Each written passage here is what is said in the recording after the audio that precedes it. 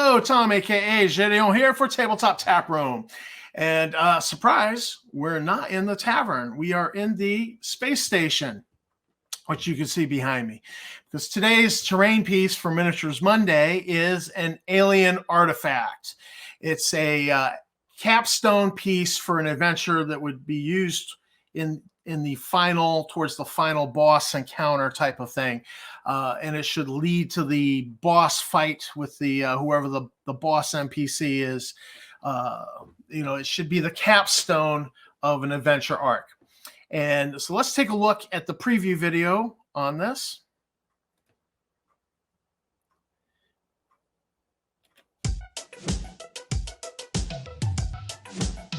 And we've got this base with computer screens, an air vent, a hatch, all lighted. We're using a glass alien head. There's actually a nip bottle for UFO vodka. And you see this little miniature here. This is a HeroClix miniature. He's been rebased. It's Ultron. From the Marvel universe. And he's just a great looking robot. And I thought I have to have this robot in my collection. So this is the piece. And the following video is going to be just the nuts and bolts of how I made him. So if you're interested in this terrain piece, stick around.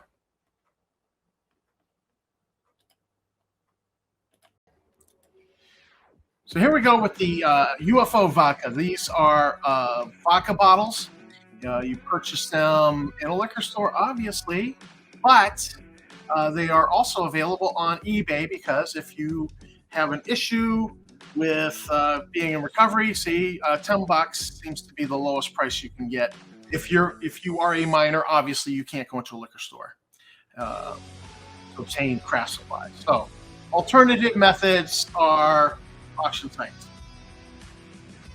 and I love these. They're gimmick. They're a gimmick designed to sell the bottle, but they're cool looking. They have a nice look. And so this is going to become the basis of our alien artifact. This here is a paper mache base that I found at Hobby Lobby. I'm sure Michaels carries something similar as well. It's hexagonal, and we're about to add some lines here to it and speed up the video a little bit. So we're not using the entire thing as a base. We just need to get these lines. And here we go with speeded video. And adjust the camera. Thank you. And now it's time to break out the Dremel with a cutting wheel. Oh, and I forgot. Remove stickers. Just get rid of this. So, and I knew that thing was just going to shred and come apart in pieces. Pain in the neck, those things are. And safety glasses, necessary. Safety plug there. Wear your safety glasses. Now, using a cutting wheel on a Dremel actually puts a lot of this paper mache sawdust in the air. It was so rough in there. If you heard the original sound, you'd hear me coughing and making comments about opening a window. So do it in a well-ventilated spot, even though this is not necessarily toxic. At least I hope it's not toxic. It's burnt. It has like a smell of burnt paper, and it's enough to make you cough. So ventilation is key here. Get this cut. Now we're going to get a little view of the base, and you'll see where this project's going. All right. And now, what's the base? The paper mache base is about the height of your average 28 millimeter miniature. So this is going to work out well now that we've cut it down. And I'm deciding on if the nose of the alien head is going to point towards the joint, or whether it would go straight towards the flat side. I'm not 100% sure, and so I'm just messing around with it. These are some of the computer screens we're going to add. I had previously made these transparencies up and had them printed, and I had cut out a screen. You just take them down Staples and do them different sizes because you don't know. Oh, yeah, my cardstock. Another morality disclaimer here. Don't smoke. I used to work in retail and have to stock cigarettes, and I used to save the card stock from the. It's great card stock from the cigarette cartons to make.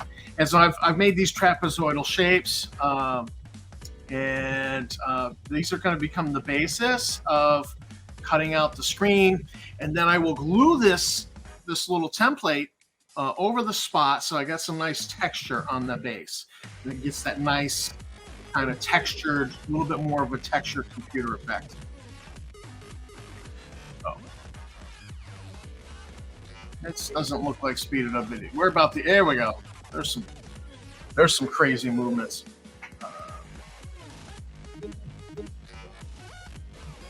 So I've actually traced out these trapezoidal shapes on 4 sides, although in the end we're not going to cut one of the sides.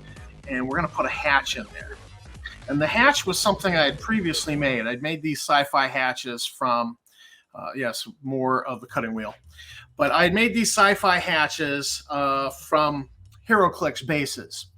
And so I just went and pulled one of the extra ones out of the bits box, and I've just glued it on here. I just, role-playing game players sometimes need the subtlety of a sledgehammer.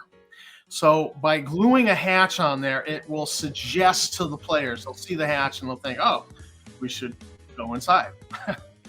One of these holes I'm going to cover with granny grating so that it's like an air vent. And then one will have the hatch, and the other 3 will have the computer screens. But the air vent should suggest, oh, let's see if we can get inside. But if that doesn't work, then the hatch should. And if there's a skill check involved where they fail on the skill check, so here's the hatch, and this is nothing more than the HeroClix base. You take, after you've removed the figure, now you're going to pry the 2 pieces of the base, because that's a little spinner. See, there we go. Come on, pry it. Get it. There you go.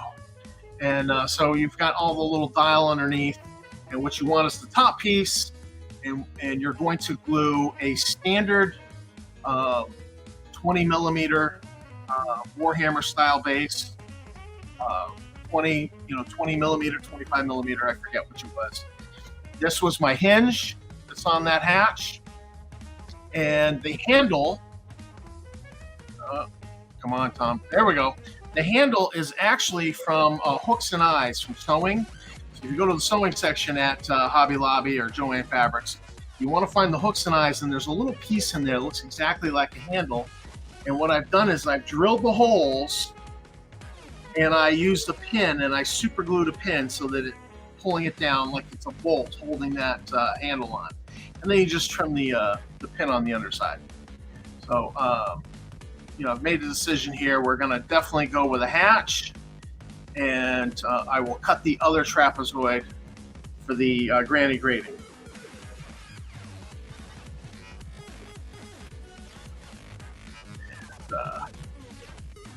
Now, I've already prepped these trapezoidal shapes, so I've only recorded cutting of one.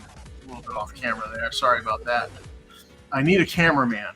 I miss my daughter being my cameraman for these things. And then you just hot glue the trapezoidal shapes on. We're not hot gluing the computer screens yet because we want to paint this. So we don't want to get paint on the computer screens. And since we bought the black granny grating, we don't need to glue that on now and have it painted. If it was the white granny grating, I would have to glue it on. But just the fact that they make it in black now, make sure it's holding. My paint booth was dismantled when I moved to Maine, so we went out to the driveway and primered it with spray automotive primer in the driveway, just because no paint. So, you know how it is. And I'm sure most of you have done this at one time in your life as well. Then we're going to do 2 coats of Folk Art Color. Now, this is for terrain, I use the cheap stuff. It's student quality, and that just means it's got less in the way of pigment. but it stands up well. And we're going to get two coats. Now I'm painting every which way here and not all the same direction. And that's mostly because I want to make sure I get the paint into the edges of that cardstock glued on there. The second coat will be a much more uniform one direction painting. So nice little high-speed video. And we will skip the second coat and get right to the stippling. Oh, yeah, this little line here, that is a paintbrush line. One of the bristles came loose from the paintbrush and stuck in the paint. I didn't catch it, but you know what? It's going to be on the back side of this piece. Nobody's going to see it. So it's not a big deal. I didn't do anything about it. Just remove the hair. Now here we're doing the stippling, a slightly lighter colored. Oh, I'm dry fitting the granny grading. But we're doing a slightly lighter color of the gray and just stippling it with a sea sponge. And then immediately, because sea sponge is not cheap necessarily.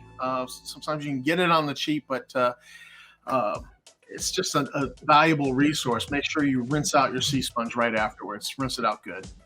And we're just doing a stippling effect to get that galvanized metal look to the video here. So just go. And you could actually then stipple another color to try to get more of a galvanized metal. This is enough because I subscribe. So now we got a lighter gray and we're going to do the dry brush. I subscribe to the philosophy of it's got to look good from 3 feet away. And that's because the average war game terrain is on the wargaming table. It's viewed from 3 feet away. So, holding it right up to your face to have the exact, it's not that necessary. So I do subscribe to that now. Some of you might be a little more anal about perfectionism than me, and that's okay. It's okay. That level of artistic detail is necessary when you're doing like a competition piece.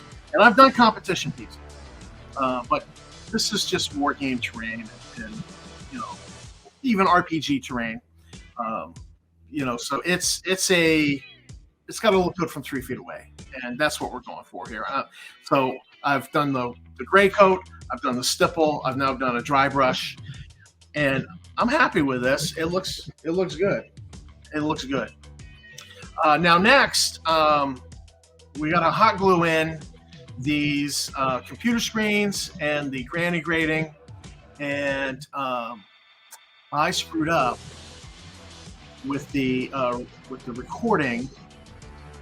I hit the button on the camera, but the camera didn't start recording, so I didn't really. Fat finger didn't hit the spot exactly right. So there'll be a jump here. This is me cutting out one of the transparencies, the hot glue in, and there's going to be a little jump in the video here, and we're going to, so you won't see me actually hot gluing the stuff in. It's not that exciting. Y'all get it. So, and then this transparency now has been so cut up, the only thing left on them is max headroom, which that was a previous project. I wanted a bunch of different max headrooms for some TV computer screens. So I don't know if I'll throw that away because I have plenty of max headrooms on some of the other transparencies or just save it. So yeah, we've hot glued these in, made a mess. Now all those little strings that happen when you're hot gluing, I thought, no big deal. They're not going to show, but they actually do show when I do a light test here.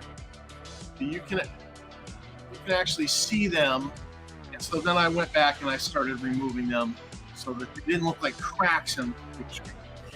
But if you needed a crack in a computer screen and you were doing this technique with a light behind the transparency, a little hot glue string going across there makes a very credible crack in the screen without actually putting a crack in the screen. So bonus tip for you. And we've got one of those 20 LED light strings from Hobby Lobby. I had other cheaper, older, non-LED light strings I was thinking about using, but I saw this and I just thought, look, this is, those other things I bought from dollar stores and put in storage, and they wouldn't be replicatable by anybody trying to replicate this. So I just went ahead and bought, it's 20 LED lights with a little battery pack, and you'll see the battery. Yeah, see, you got to hold it and blow on that hot glue to get that stuff to set up with the wire. So yeah, you saw the chin in there. You saw the chin in the corner. That's me blowing on the stupid hot glue. Normally hot glue, you just glue it and go. But it was fiddly with the wire. The wire, I think, absorbed heat from the hot glue, and then kind of kept the hot glue around the wire from setting fast. So I was doing a lot of blowing and holding of the wire in place. So it's a little FYI for you. So we're working on right now getting the wiring all glued in there, and then the last, that's an LED right there glued right at the hole. So I've got the maximum amount of wire on the top side, and you'll see that in a second. I wanted the maximum amount of wire on the top side because that wire's got to go up, and then the lights have to be inside the head. And I was worried that I'd have one light outside of the head, and that is indeed what happened. And then I created a solution for that problem as well. So yeah, we're testing it out. Those little LED lights, they're a little small for those computer screens. If those computer screens had been a little smaller, I feel like the lighting effect would have been better. But it's kind of okay. Each one's got its own thing. This one facing us is darker than the one on the to the right. So you might want to consider what you're doing. I had very dark displays, but I overall I'm happy with it. Now we're drawing with pencil because we're going to put the Gorilla Glue, and this is the water-activated Gorilla Glue in here. This was one of our technical difficulties. I found the bottle was completely dried, had to go out and get new. And we're just brushing water on out of our little cup that we rinse paintbrushes in. And boom. And I walked away and let it sit for 2 hours. And my original thought was to stuff all of these LEDs down inside that head and then fill the top hole with hot glue. Just hold it in place so the wire doesn't pull out. But instead, I punched a hole in the cap here with the X-Acto knife and ran the wire through it, so that way I could just screw this down, and the cap kind of just helps hold the wire in place. And one of the LED lights didn't make it inside. There was not enough length of wire for that last LED light to make it inside. So when we screwed down the cap, what happened was, here we go. I went and got electrical tape. And since that light was level with the cap, which you'll see here when I turn it, there we go. I just wrapped that sucker with a little piece of electrical tape. I didn't even have to hot glue the hole. So there we go. And now let's do a little big reveal. Test with the battery box inside. And rotate sides. So overall, nice effect. Now, you'll see me pointing. Boom, boom. I was considering that I could have drilled holes and then just stuck an LED through, so just the LED came through, and then hot glued it on the underside. Then it had two lights flanking the hatch, and now that is a possible embellishment. And then the little hole up top that I poked for the wire to come through, I was looking for a little doodad to glue on there to hide that, but it's in the back, and I just, if I find something that after the fact here turns up, I'll just glue something on there to help hide that hole. It's no big deal. But this is our alien artifact, and it is kind of reminiscent of the giant head in that was a puppet in one of the original Star Trek episodes. So that's the end of the crafting part of the video. But the giant head is kind of reminiscent of that Star Trek episode with the puppet, the and then they get on the ship and it's a little person that's but he just uses the puppet to intimidate. And so this is kind of like that. It's kind of like Wizard of Oz, when Oz the Great and Powerful, it's really a man behind the curtain. So it's that kind of an effect. And that's what this game piece is it's a stand-in for that. But you've got computer screens, so there's an opportunity for in role-playing games for the player characters to be trying to access the computer, cut open the, if you can't get into the hatch, if they fail on their skill checks to get into the hatch, force them to cut through the air vent to get inside of it. Maybe they need to get inside and plant explosives and blow it up, and while they're running. So it's a piece that you could potentially use a couple of times.